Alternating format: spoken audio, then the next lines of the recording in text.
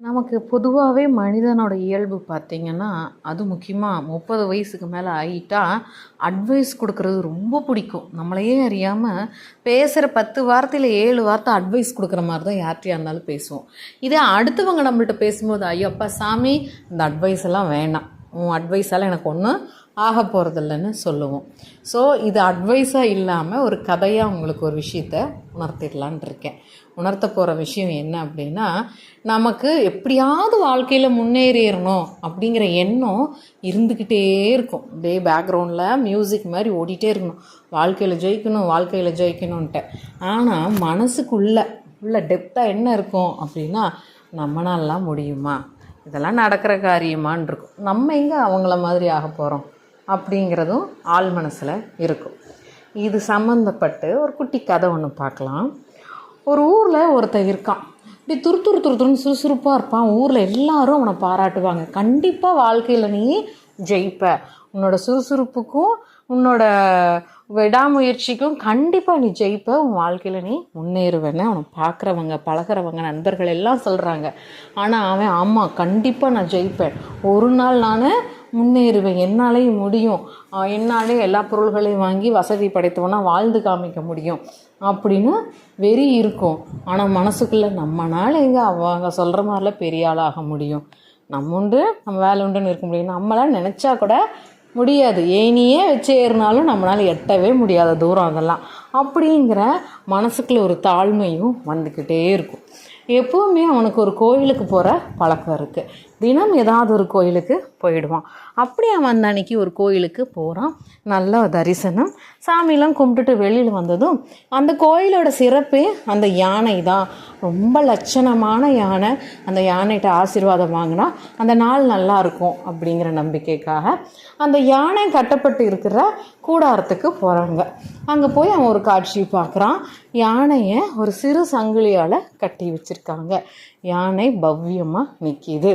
ஒரு சின்ன கோல் வச்சு அந்த பாகன் என்ன சொல்கிறானோ அதே மாதிரி யானை கால் மடிக்குது, தும்பிக்கையை தூக்குறது. அப்படி பாகன் சின்ன உருவமாக இருக்கிற அந்த பாகன் வச்சிருக்கிற குட்டி உருவம் அந்த கோலால் இவ்வளோ பெரிய உருவமான யானை கட்டுப்படுது.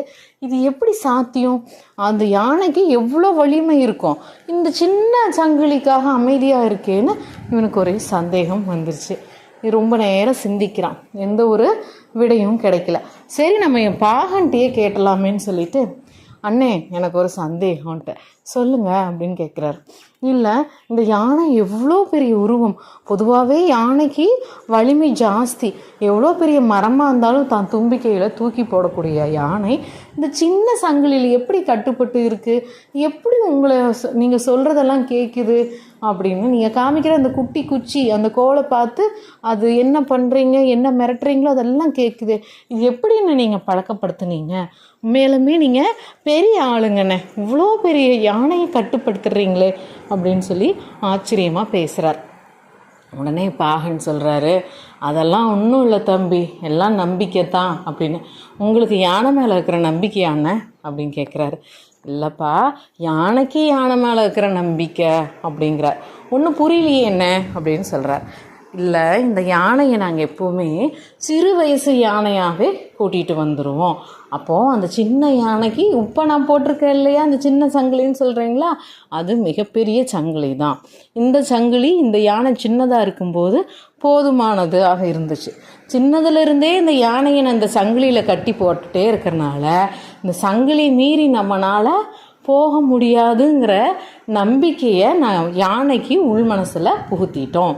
அதனால் இந்த யானை எவ்வளோ வளர்ந்து எவ்வளோ வலிமையானாலும் இந்த சங்கிலியை தாண்டி அது போக முடியாதுன்னு போகிறதுக்கு அது யோசிக்காது அப்படின்னு சொன்னதும் பொறி தட்டிருச்சு.